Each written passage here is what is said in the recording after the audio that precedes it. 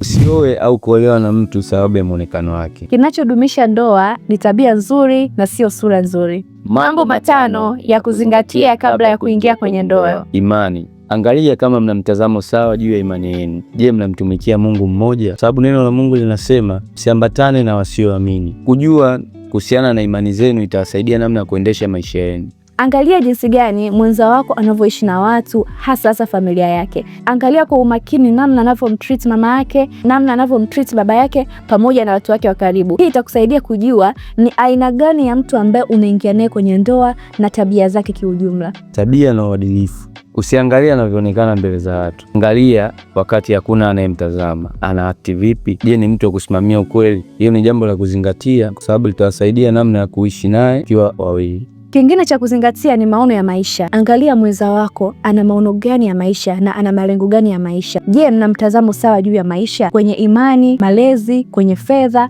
kwenye kazi? Kujua maono na malengo ya maisha ya mwenza wako itakusaidia usiingie kwenye mahusiano au kwenye ndoa kama kipofu, kwa sababu tayari mtakuwa mnajua misingi ambayo mnasimamia na mwelekeo ambao mnauendea. Amani ya moyo. Je, unajisikia salama ukiwa naye? Je, unajisikia kuthaminiwa na kuheshimiwa? Je, unakuwa huru wakati upo naye? Hili ni jambo mojawapo la kuzingatia sana, kwa sababu ndio msingi wa amani utakaoipata kwenye ndoa yako. Kama unaona una amani na unajisikia vizuri kuwa na huyo mtu, basi kuwa naye. Je, kuna jambo jingine la kuzingatia kabla ya kuingia kwenye ndoa ambalo nadhani hatujali mention? Basi acha mawazo yako kwenye comment section below ili tuendelee kujifunza zaidi.